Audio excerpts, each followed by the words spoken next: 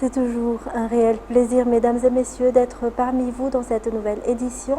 Bonsoir et bienvenue à la une de l'actualité. Les deux grands événements internationaux accueillis par Madagascar les 23 et 24 avril dernier se sont déroulés en toute sérénité selon la ministre de la Communication et de la Culture, également porte-parole du gouvernement, qui a exprimé aujourd'hui ses remerciements à l'endroit du peuple malgache ainsi qu'à tous les partenaires sans exception. Conformément aux instructions du président de la République, la sensibilisation à la propreté et à l'embellissement de la ville se poursuivra. Les accords de coopération signés lors de ces deux événements seront immédiatement traduits en actions concrètes et bénéficieront à l'ensemble du pays, a-t-elle précisé. Nyarvulat Ferran sur les images de Braz de Nilsson. La visite officielle du président français Emmanuel Macron et son épouse, ainsi que l'accueil du 5e sommet de la Commission de l'océan Indien, se sont déroulés dans le calme, a rappelé aujourd'hui la ministre de la Communication et de la Culture, porte-parole du gouvernement, Mara Vulamirinte-Dona. Les rumeurs et tentatives de déstabilisation orchestrées par l'opposition ont échoué, et le peuple malgache, ainsi que la nation entière, ont fait preuve de dignité. Elle a également souligné que, conformément aux consignes du président Anjrazouel, l'élan de mobilisation et de nettoyage des villes sera maintenu. Des accords de coopération multisectoriels ont été signés, portant sur des domaines variés comme l'énergie, l'éducation, l'agriculture, le volontariat, l'environnement, entre autres. Les retombées ne concerneront pas uniquement la capitale, mais l'ensemble du territoire national, car ces partenariats seront rapidement mis en œuvre, a souligné la ministre.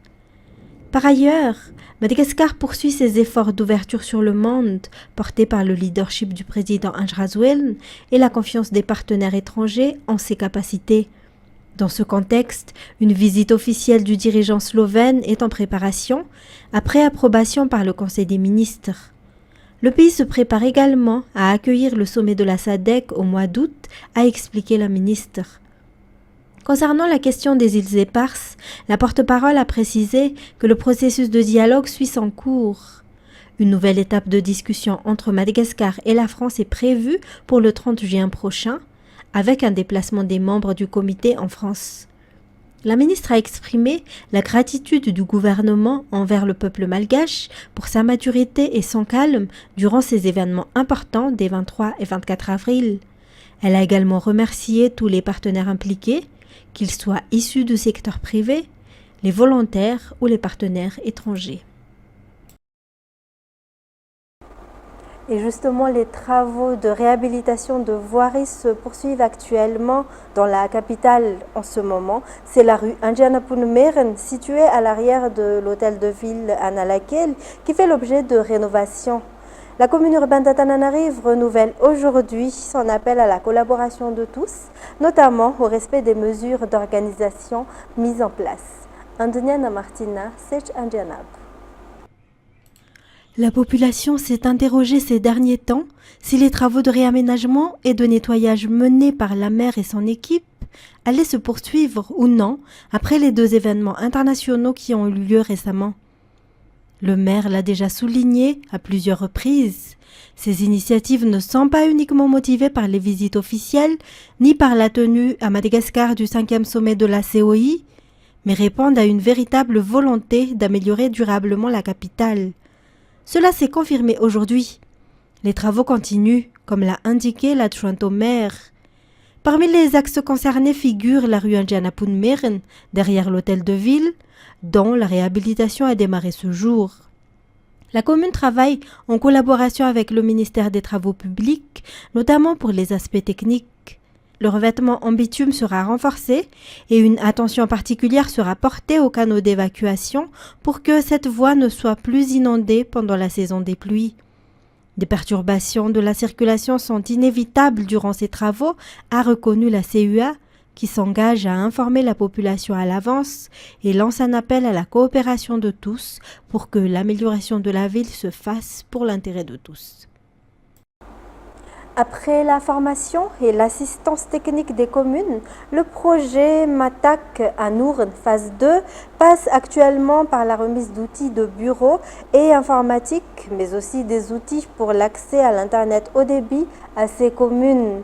Cette initiative a été mise en œuvre par le ministère de la Décentralisation et de l'Aménagement du Territoire à travers le programme Produire, aujourd'hui à Anoussi. Le projet MATAC à Nourn est un projet visant à améliorer l'octroi des autorisations d'urbanisme et l'informatisation du processus de délivrance de permis de construire au sein des communes de l'agglomération d'Antananarivo. Natera Kutumav, Nzaranjiansu. 38 communes bénéficient actuellement de la deuxième phase du projet MATAC à Nourn, initié par le ministère de la Décentralisation et de l'Aménagement du Territoire. Ce projet vise à améliorer la gestion administrative de ces collectivités par le biais de la digitalisation. L'un des défis récurrents auxquels font face les communes est le manque de connaissances en matière d'aménagement du territoire et d'urbanisme. Pour y remédier, le projet MATAC met l'accent sur le renforcement des capacités des maires, notamment à travers des formations et des assistances techniques, notamment la digitalisation de l'administration. Cette étape étant franchie, divers équipements informatiques comme des ordinateurs, des imprimantes, des scanners, ainsi qu'un box pour l'accès à l'Internet ont été remis aujourd'hui aux communes concernées, mais également aux services techniques déconcentrés du ministère de l'Aménagement du Territoire. Ces outils permettront également aux autorités locales de gérer de manière plus efficace l'administration de leur commune. Selon l'un des maires bénéficiaires, ce projet constitue une véritable transformation de la gestion communale. D'après les responsables du projet, MATAC à Nourn constitue également un levier important dans la lutte contre la corruption, notamment dans le cadre de la délivrance des permis de construire. Il offre aussi aux maires les moyens de mieux planifier le développement urbain dans le respect des réglementations en vigueur. La cérémonie officielle de remise des matériels aux communes s'est tenue aujourd'hui au siège du ministère à Anoussi. Administration toujours, des réformes ont été mises en place au niveau des services douaniers à l'aéroport d'Ivatu. Pour renforcer la transparence, le paiement des droits de douane sur les marchandises soumises à la déclaration est désormais effectué de manière visible. Grâce à ces efforts, la douane malgache a reçu la distinction du Best Waiting Time 2024. Les détails.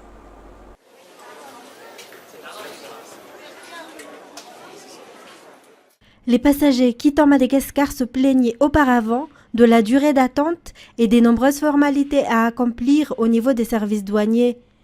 Pour y remédier, une nouvelle organisation a été mise en place, notamment la mise à jour des enseignes des circuits verts et jaunes qui permet une orientation claire des voyageurs avec des circuits distincts pour ceux n'ayant rien à déclarer vert et ceux devant faire une déclaration en douane jaune, explique Ersoulniana Olivier Léance, inspecteur des douanes.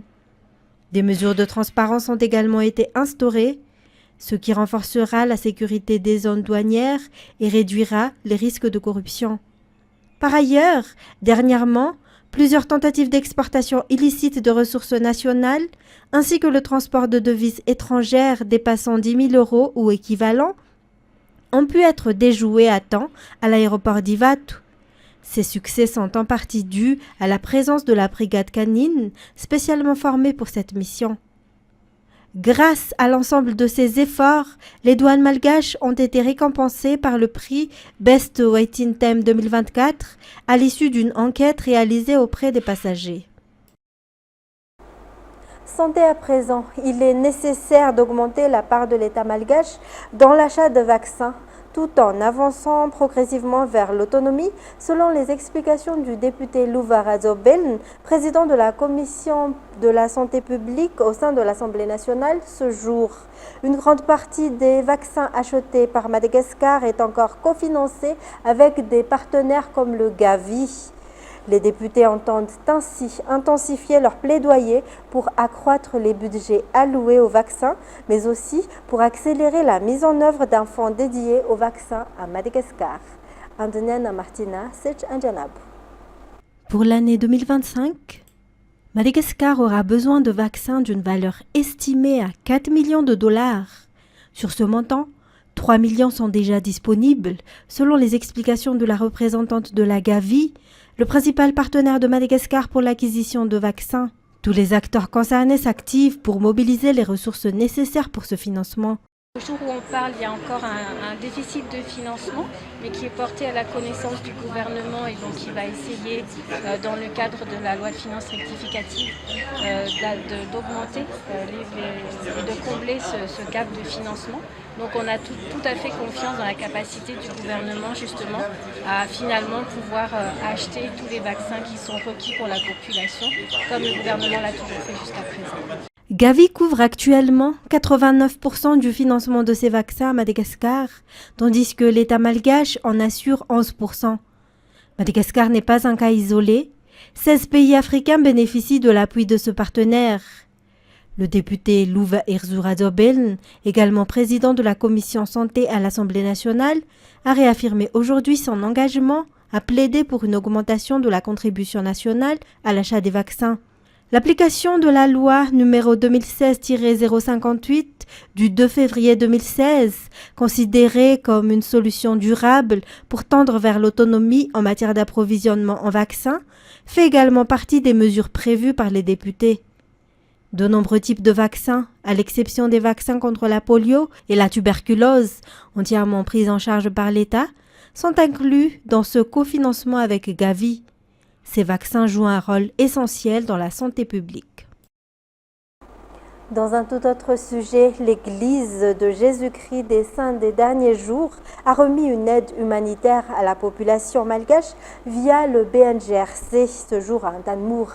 Ce don a été rendu possible grâce aux jeûnes réalisés un dimanche par mois par les fidèles de cette religion qui sont plus de 17 millions à travers le monde. Les détails.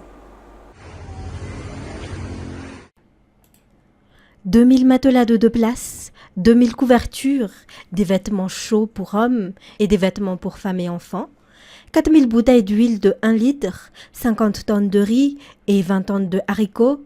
Tels sont les dons offerts par l'Église de Jésus-Christ des Saints des Derniers Jours pour venir en aide aux sinistrés. Cette aide provient d'un jour de jeûne chaque mois dont la valeur est collectée auprès des fidèles de l'Église à travers le monde, explique Valsour Akutmanen. Comme il n'y a pas actuellement de sinistrés, ces aides seront entreposées à la pagode Diavlou, a déclaré le directeur général du BNGRC, le général Ela Kandiakadze. Il a précisé que ces dons seront immédiatement mobilisés dès que besoin se fera sentir. Selon le souhait des donateurs, chaque bénéficiaire recevra 12,5 kg de riz, 1 litre d'huile et des haricots. Ce n'est pas la première fois que l'Église de Jésus-Christ des Saints des Derniers Jours soutient Madagascar. En plus des dons matériels, elle héberge aussi les sinistrés lors des inondations. Une initiative importante, a souligné le secrétaire général du ministère de l'Intérieur, Radzafetch Abraham, représentant du ministre. À l'issue de la cérémonie de remise, le BNGRC a également offert un certificat de reconnaissance à l'Église de Jésus-Christ des Saints des Derniers Jours. En tourisme, l'île de Sainte-Marie est une richesse tant sur le plan touristique que sur le plan historique. Il est essentiel de la faire connaître au plus grand nombre, selon Imbiki Anakle, ancien juge, ex-ministre de la Justice et ancien député de Sainte-Marie. C'est précisément pour cette raison qu'il a écrit un ouvrage retraçant l'histoire de cette île, Histoire de l'île de Sainte-Marie de Madagascar du début à nos jours, ouvrage qui a été présenté publiquement hier. Yves Janel. L'île Sainte-Marie, aussi appelée Nusubura, occupe une place importante dans le paysage touristique de la région d'Analanzrouf. Mais au-delà du tourisme, elle possède une histoire singulière. Ce nouvel ouvrage d'Ibiki Anakle retrace l'origine des habitants, qu'ils soient malgaches ou étrangers, l'évolution de leur statut, les questions de citoyenneté, ainsi que les transformations sociales et administratives sur l'île à travers les époques de la colonisation et de l'indépendance. C'est un outil de transmission de connaissances, de préservation et de valorisation de la culture unique de Sainte-Marie. Toutes ces richesses sont rassemblées dans ce livre selon ses explications. Il a fallu 2 ans et demi à Imbiki Anakle pour écrire cet ouvrage intitulé « Histoire de l'île de Sainte-Marie de Madagascar du début à nos jours » qui compte 348 pages. Et puis le concours Mizunami est ouvert. Il vise à aider les petites entreprises à se développer dans l'entrepreneuriat. L'objectif est de créer de l'emploi et de contribuer à un développement économique et durable à Madagascar. Toutefois, seuls les projets et entreprises opérant dans le formel peuvent y participer. Fadjessena Mireille, Yves Janel toujours. Tous les secteurs d'activité peuvent participer au concours Mizunami. Il est ouvert à toute personne ayant un projet ou une petite entreprise, à condition qu'elle soit enregistrée légalement. Une attention particulière sera accordée aux jeunes porteurs de projets afin de les encourager à entreprendre. On attend de ce concours qu'il favorise la création d'emplois et ait un impact positif sur l'économie. Les projets intégrant une dimension environnementale sont également éligibles. Les inscriptions au concours Mizunami prendront fin le 2 juin prochain. Les phases de sélection et la finale se dérouleront en juin et juillet 2025. Et on enchaîne par les actualités internationales. Son retour au pouvoir a été un séisme suivi d'incessantes répliques économiques, diplomatiques, politiques. Donald Trump a célébré hier ses 100 jours auprès de partisans plus fervents que jamais quand l'Amérique, elle, déchante. France 24. C'était le 20 janvier dernier. Depuis 100 jours sont passés. Certains diront déjà, d'autres parlent d'éternité. Ce qui est sûr, c'est qu'il a déjà signé 191 actes présidentiels, dont 139 décrets. Et à chaque fois, le président américain a fait de ses signatures des cérémonies à grand spectacle. Et elles ont débuté très tôt dans son second mandat. Aujourd'hui, je vais signer une série de décrets historiques. Dès le premier jour, le milliardaire déclenche une chasse aux sorcières inédite, anti-diversité, équité et inclusion. Le département de l'efficacité gouvernementale est créé, à sa tête Elon Musk. Son but, fermer des agences, effacer des postes et des missions et nettoyer les textes officiels. Une croisade qui touche aussi le secteur scientifique. Accusée d'antisémitisme, la prestigieuse université d'Harvard a dû dire adieu à 3 milliards de subventions. Columbia, de son côté, a fait le choix des concessions. Les chercheurs doivent bannir 120 mots de leurs travaux, notamment femmes et climat. C'est aussi le 20 janvier qu'ils se retirent de l'accord de Paris sur le climat pour la deuxième fois. Nous allons forer à tout va, bébé. Le même jour, il s'attaque aussi à l'immigration, son thème de campagne par excellence. Donald Trump donne l'ordre à ses soldats d'appréhender tout intrus à la frontière avec le Mexique, migrants ou non. Les arrestations tombent à leur plus bas historique en mars dernier. La politique est extrême et sans surprise les dérives nombreuses. Kilmar Abrego Garcia en est l'exemple parfait. Ressortissant salvadorien résidant dans le Maryland, il est expulsé dans son pays d'origine. Washington a depuis reconnu une erreur, mais pour autant, elle ne lui permet pas de revenir. Sur le plan diplomatique, l'histoire retiendra la date du 28 février 2025 lorsque Donald Trump et son vice-président J.D. Vance humilient Volodymyr Zelensky dans le bureau ovale devant les caméras du monde entier. Vous jouez avec la vie de millions de personnes. Vous jouez avec la Troisième Guerre mondiale. Et ce que vous faites est très irrespectueux pour le pays, ce pays. Il casse alors tous les codes en changeant de camp dans la guerre en Ukraine et en tournant le dos aux Nations Unies. Son bilan à ce stade est médiocre. Lui qui avait promis de mettre fin à la guerre en 24 heures a largement échoué. Son intervention dans le conflit israélo-palestinien n'est pas mieux. La trêve a tourné court et le projet américain de chasser les Palestiniens de Gaza pour y développer une Riviera sous contrôle américain inquiète les alliés arabes de Washington. Le 2 avril dernier, le 47e président des États-Unis mène sa propre guerre et dégaine de très lourds droits de douane sur les produits importés aux États-Unis, notamment contre la Chine, du jamais vu depuis plus d'un siècle. Résultat, Wall Street vacille, le dollar chute et le spectre de la récession refait surface. Après 100 jours au pouvoir, il peut au moins se targuer d'être le président américain le moins populaire depuis 80 ans. Nous ne faisons que commencer, a promis Donald Trump hier, en marquant sur un ton triomphaliste et agressif un début de mandat frénétique qui a ébranlé le monde et déstabilisé l'Amérique. Il a notamment défendu son offensive protectionniste, promesse selon lui d'un nouvel âge d'or économique. France 24. Donald Trump l'a promis lors de son élection. Son second mandat sera synonyme d'âge d'or pour l'économie américaine. Vous assistez à l'aube d'un âge d'or de l'Amérique. C'est ce qui va se passer. Il est de retour. 100 jours après l'entrée en fonction de Donald Trump, c'est surtout le chaos et la confusion qui règnent dans l'économie mondiale et sur les places boursières. À Wall Street, les indices boursiers vont connaître les montagnes russes. D'abord un pic historique à plus de 2,5 points au lendemain de la victoire du candidat républicain. Les investisseurs sont enthousiastes. Donald Trump, le businessman, a promis des réductions d'impôts et des déréglementations. Mais ils vont très vite déchanter. Fin avril, le S&P plonge de près de 8%, son plus bas niveau depuis l'administration Nixon. Des pertes colossales qui font suite au Liberation Day, le jour de la libération, un terme choisi par le président des États-Unis pour désigner l'entrée en vigueur de tarifs douaniers dits réciproques le 2 avril. Dans les jardins de la Maison-Blanche, Donald Trump brandit un tableau listant pays par pays les surtaxes qui seront désormais appliquées. Aucun pays n'y échappe, pas même les alliés traditionnels des États-Unis. Pour Donald Trump, l'objectif est clair et assumé: pousser les entreprises américaines et étrangères à s'implanter et à produire sur le sol américain. Le président des États-Unis, qui prône l'America First, l'Amérique d'abord, veut plus d'emplois pour ses citoyens.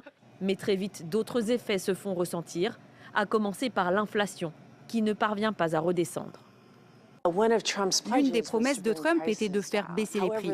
Cependant, les droits de douane font plutôt le contraire. En fait, ils rendent les choses plus chères. Mais les surtaxes douanières, l'arme favorite du président des États-Unis, vont montrer leurs limites. De nombreux patrons font pression et plaident pour des exemptions. Et Donald Trump rétropédale. Il annonce finalement appliquer un minimum de 10% de taxes pendant 90 jours pour tout le monde, sauf pour la Chine, principale rivale des États-Unis, qui est désormais taxée à 145%. Les revirements du président américain impactent non seulement les marchés boursiers, mais aussi les obligations du Trésor américain, jusqu'ici considérées comme une valeur refuge de référence, signe de la perte de confiance envers la politique commerciale des États-Unis. Les entreprises américaines et étrangères sont dans l'incertitude, incapables de savoir dans quel secteur et à quel moment investir. Et si Donald Trump semble avoir assoupli sa position ces derniers temps, le mal est fait. Le FMI a revu à la baisse les prévisions de croissance américaine et mondiale.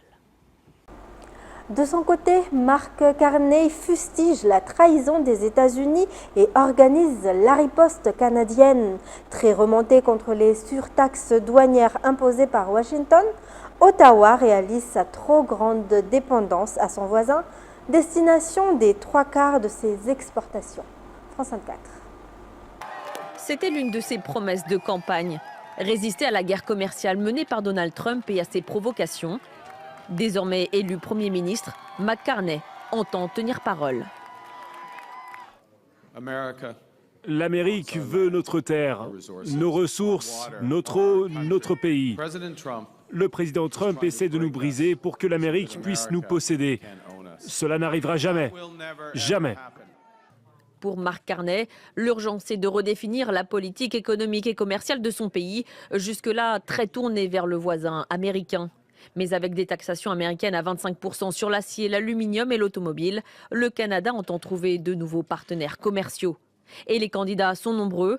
La présidente de la Commission européenne, Ursula von der Leyen, et le président français Emmanuel Macron ont d'ores et déjà félicité Mark Carney pour sa victoire et l'appellent à renforcer leurs relations commerciales, tout comme la Chine. Nous soutenons nos amis et nos voisins dans le collimateur du président Trump à travers une crise que nous n'avons pas créée. Unis, nous gagnerons cette guerre commerciale et construirons l'économie la plus forte du G7. Une économie bonne pour tous. Mark Carney peut aussi compter sur le regain de patriotisme au sein de la population, bien décidée à consommer canadien et à boycotter les produits américains. Bonjour, je voudrais un americano. Ça s'appelle un canadiano maintenant. Et c'est la fin de cette édition. Merci à vous de l'avoir suivi. Retrouvez tout de suite après la série Strike Back. Au revoir et bonne soirée sur Viva.